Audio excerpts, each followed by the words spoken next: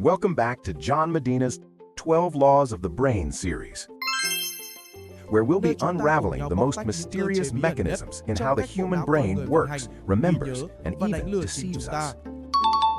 And today, we've reached law number 10, an extremely important law because it not only determines how we see the world, but also what we believe to be true.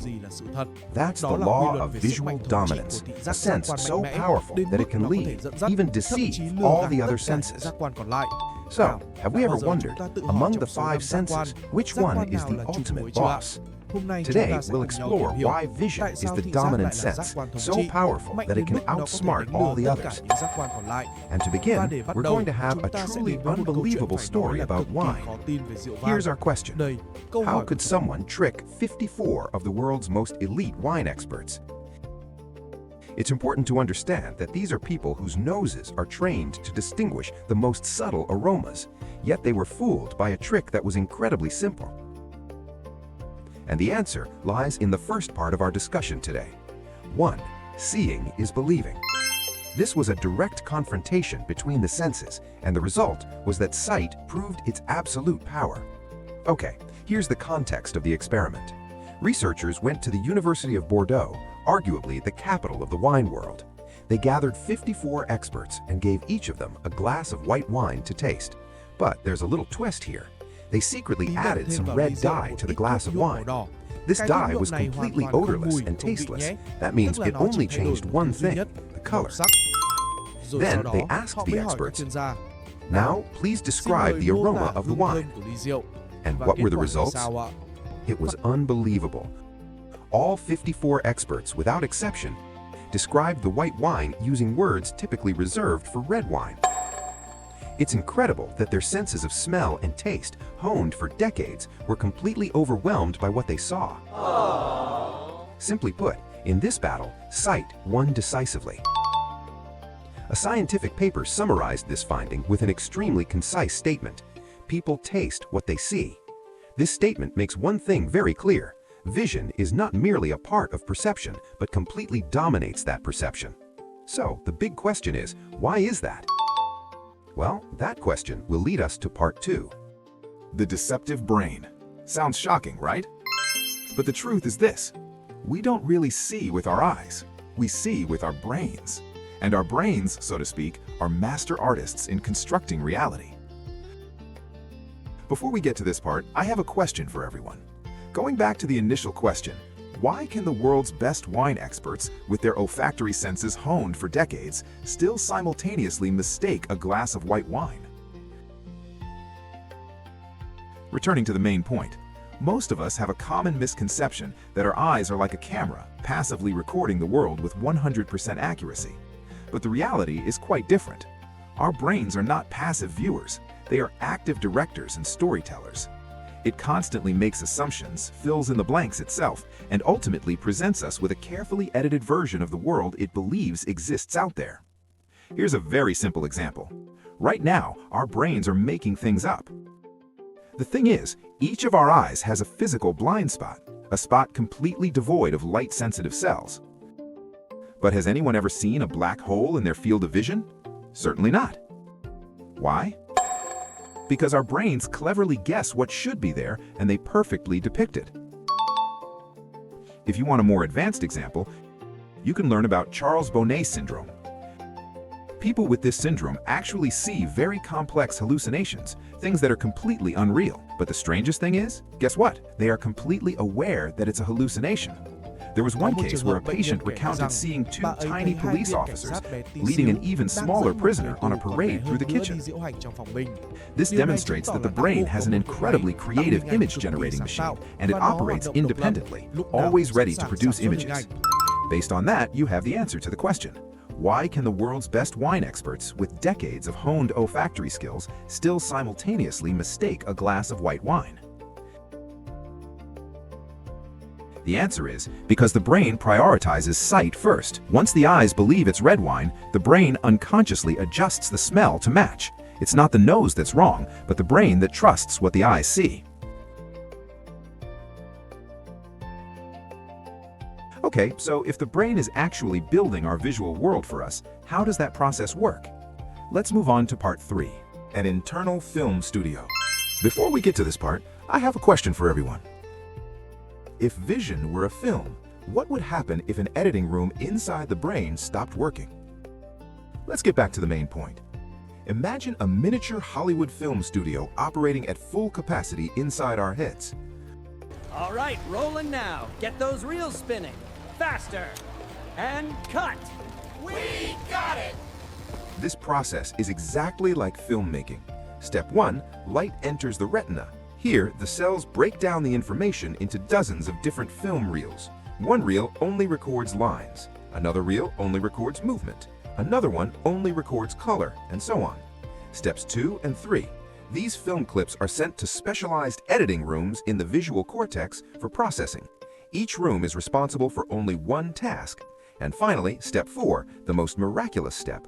The brain takes all those disparate film clips and assembles them into a complete, seamless film that we are watching right now. So what happens if one of those editing rooms malfunctions? The case of a woman named Gertrude is a sad example. She suffered damage to the brain region that processes motion. As a result, her world no longer moves smoothly. Instead of seeing a car moving on the road, she only sees a series of static images of the car. It keeps appearing and disappearing, like a flashing light effect.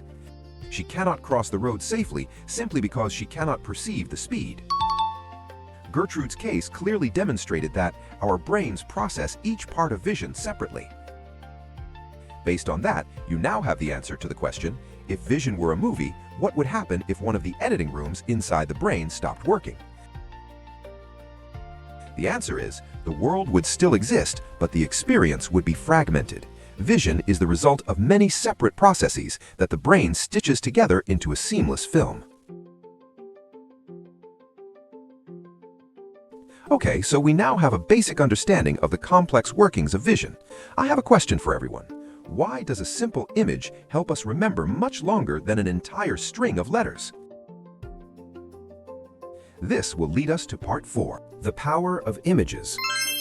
In science, there's a concept called the picture supremacy effect, or PSE for short. It sounds complicated, but its meaning is extremely simple. We remember information much better through images than through written or spoken words. Not just slightly better, but significantly better. Let's look at these numbers. Experiments show that if you only hear information, you only remember about 10% after 3 days. But if the same information is accompanied by an illustrative image, the retention rate skyrockets to 65%, a huge difference. This proves that images aren't just for decoration, they are truly a game changer in learning and memorization. Our ability to remember images is truly extraordinary. Studies show that we can remember over 2,500 images with up to 90% accuracy, even if we only view each image for 10 seconds. Even a year later, the accuracy is still 63%. Clearly, our brains are designed to remember images. And why are images so powerful? The answer lies in evolution. For millions of years, the survival of our ancestors depended on sight. We had to quickly spot a tiger hiding in the bushes, or which berries were edible on a tree. The skills of reading and writing, in comparison, only appeared in the blink of an eye in human history. Therefore, our brains are optimized for processing images, not written words. For the brain, each word is actually just a small, complex picture, and it has to work to decode each letter. Based on that, you already have the answer to the question. Why does a simple image help us remember things much longer than an entire string of letters?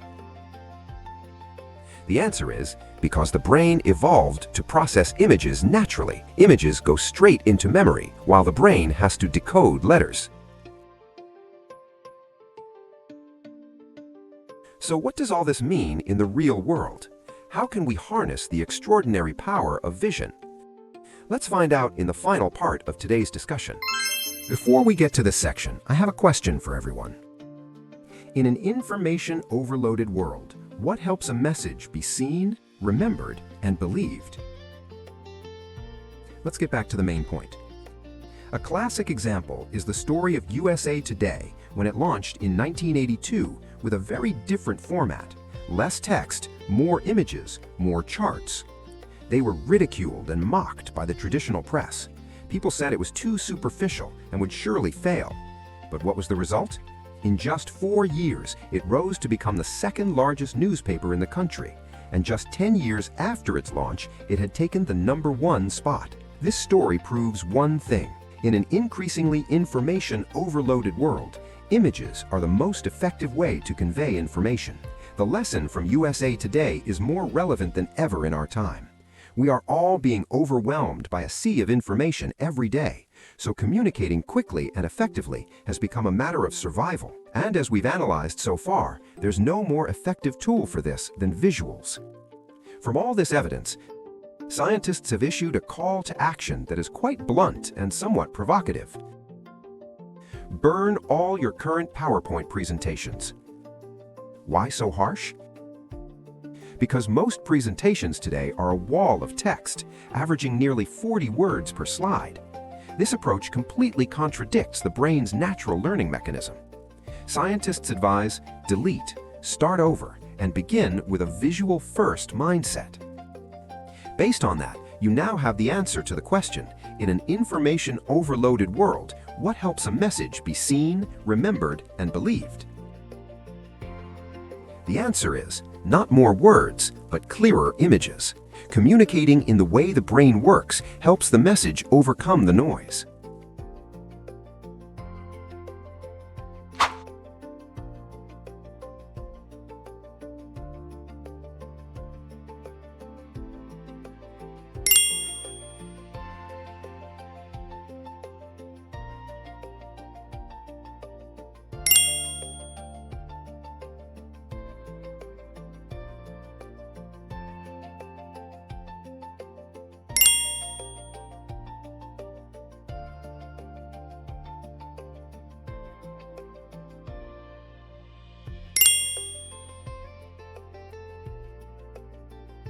From the wine experiment to how the brain creates images, it all shows one thing.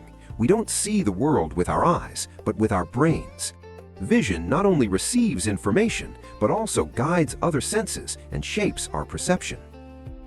Because the brain is designed to process images, images become the most powerful tool for memorization and communication.